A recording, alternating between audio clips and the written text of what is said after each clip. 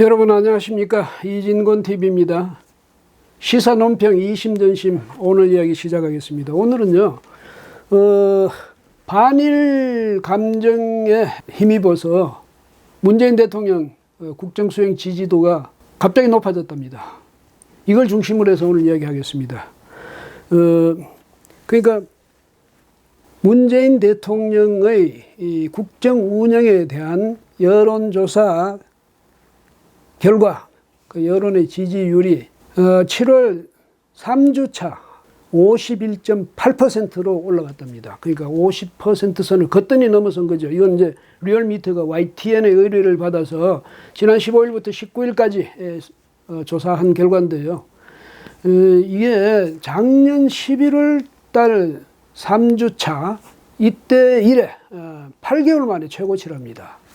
그러니까 여론조사에서 50%를 넘어선 데다가 바로 전주보다 4%포인트나 급등했다. 여론조사의 급등.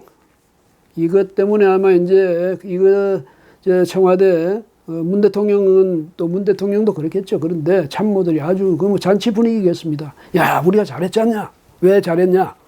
일본의 그 수출 규제 이것 때문에 또 우리 국민들의 마음이 또 많이 상했거든요. 상해서 일본 상품 불매운동 벌이고 이러지 않습니까? 그 전반적으로 확산되면서 일본에 대한 이제 감정이 고조되고 그것이 이제 바로 문 대통령에 대한 지지로 이어지는 거죠. 또 청와대도 강성 일변도로 나왔거든요.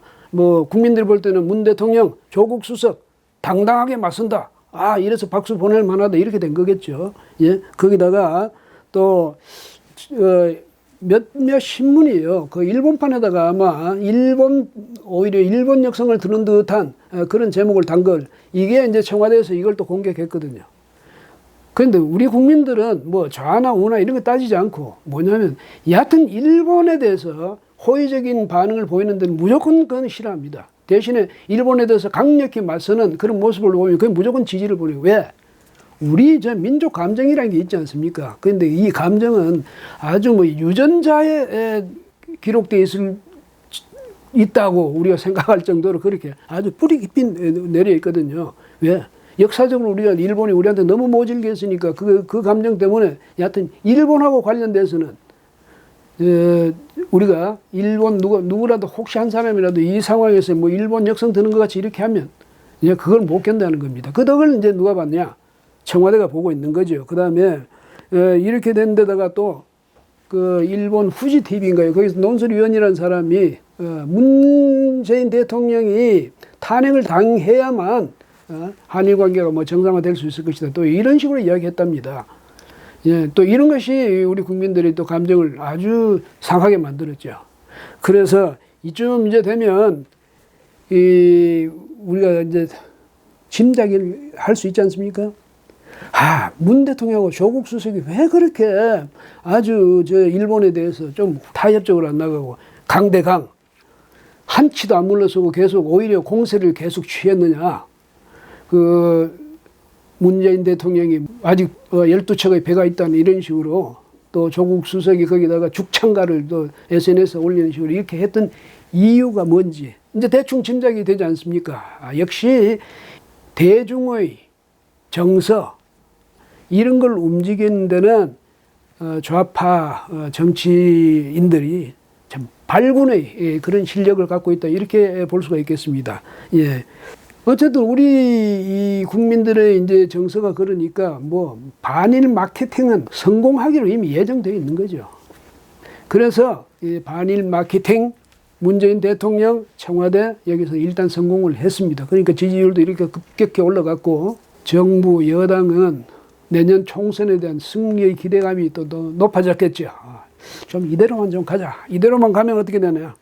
예, 뭐 이해찬 더불어민주당 대표가 그동안에 20년 집권론, 뭐 50년 집권론 이랬는데 어쨌든 20년 집권론 이게 이제 가능해 보이거든요. 이대로만 가면.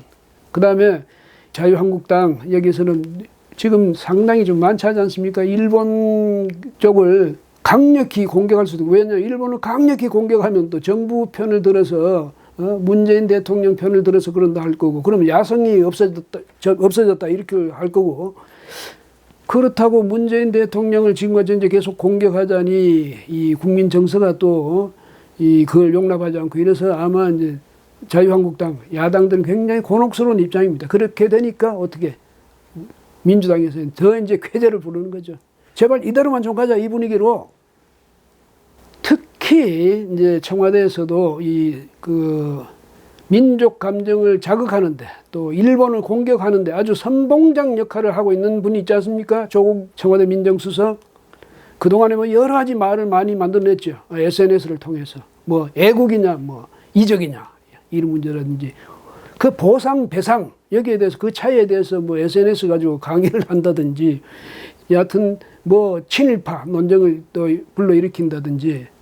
그런데 그게요, 말 한마디 할 때마다 그게 전부 여론조사 지지율을 상승시키는 요인이 됩니다. 왜? 국민들이 볼 때는 속이 시원하거든. 일본을 막 공격해야 되니까. 그런데 이분이 말이죠. 22일 날 수석 및 보좌관 회의에는 또 뭘 들고 나타났냐면 이 일본 회의의 정체 이런 책을 들고 나타났답니다. 일본 회의란 게 뭐냐 하면 아마 일본 우익 이 단체 이걸 말하는데 이제 일본을 싫어하는 사람들은 극우 단체 뭐 이렇게 이야기를 하겠죠. 어쨌든 이 일본 회의라는 단체가 어떤 단체냐 하면 물론 이제 보수 단체인데 지난 2014년 아베 신조 내각이 이제 성립됐을 때 그때 첫 강요 19명 중에 15명이 바로 이 일본 회의 여기 소속이었답니다. 여기 멤버였답니다. 그 정도로 일본의 우익을 대표하는 그런 단체인데 그러니까 아베가 바로 일본 우익 단체의 중심에 있다. 그러니까 아베가 당연히 이렇게 한국과의 무역 마찰뿐 아니라 무경화 이걸 이끌고 있다. 뭐 이래서 아베에 대한 이미지도 또 이렇게 함으로써 좀 말하자면 이미지를 좀 깎아내리는 그런 의도를 갖고 있지 않을까 이렇게 생각됩니다. 아니면 뭐 조국 수석이 아베를 위해서 책 들고 온 건 아닐 것 아닙니까? 이 책이 누가 지은 거냐면 이게 아오키 오사무 교도통신 서울 특파원을 지냈답니다. 이 사람이 2017년에 이제 2017년 8월에 집필한 책인데 이걸 또 어디서 찾아낸 모양이죠. 그래서 이걸 들고 왔는데 뭐 회의 자리에서 이 책 가지고 이야기한 건 아니고요. 이야기할 필요 없죠. 뭐 언론들이 다 이렇게 보도해 주지 않습니까? 그런 사람들 이 책이 뭐냐?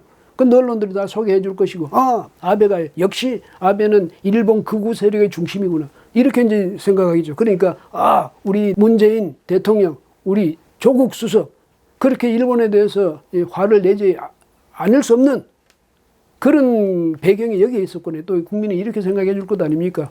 예, 여하튼 일본에 대해서 이 반일 감정을 슬쩍슬쩍 이렇게 자극하는 데는 여하튼 조국 수석도요 아주 천부적인 그런 자질을 타고난 것 같습니다. 예. 그런데 우리 청와대가 이렇게 하면 아베는 어떻겠습니까?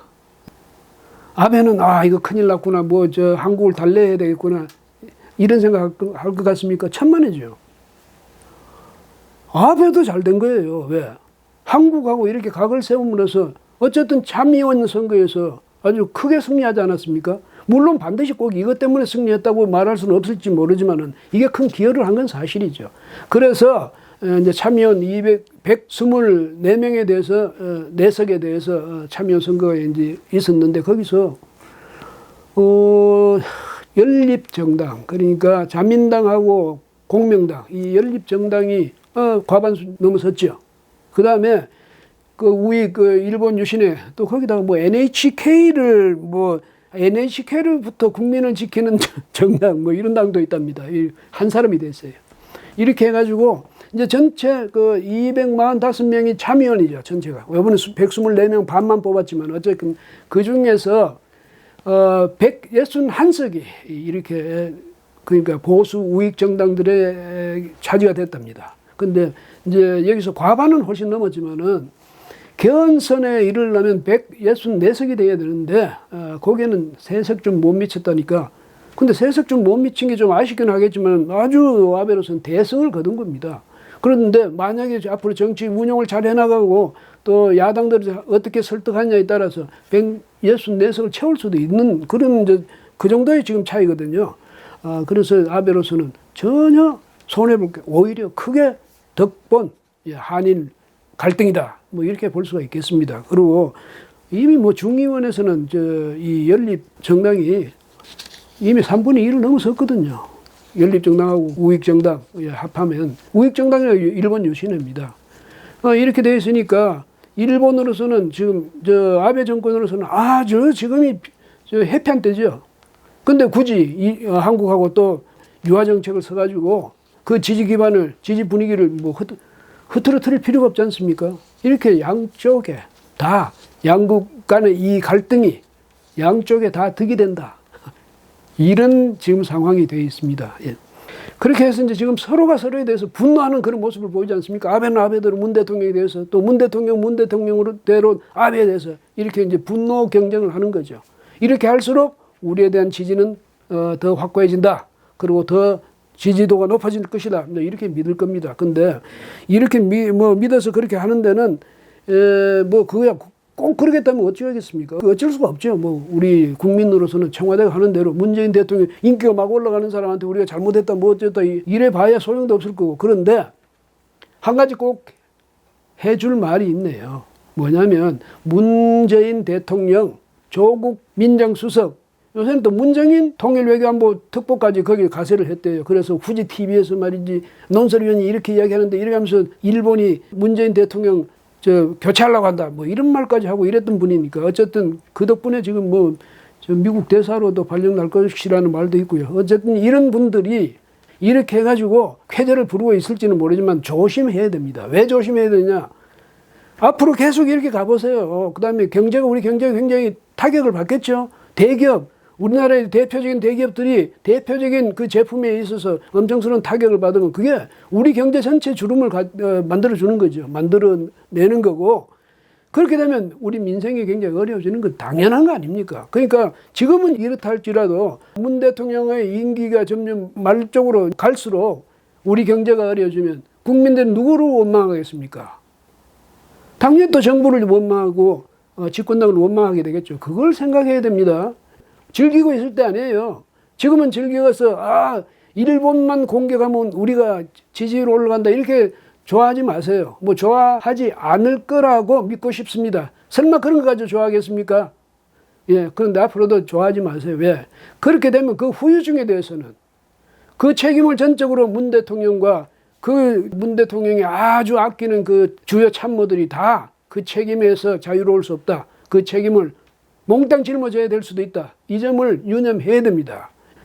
그러니까 지금 바로 이때 우리가 오히려 일본하고 타협을 해야죠.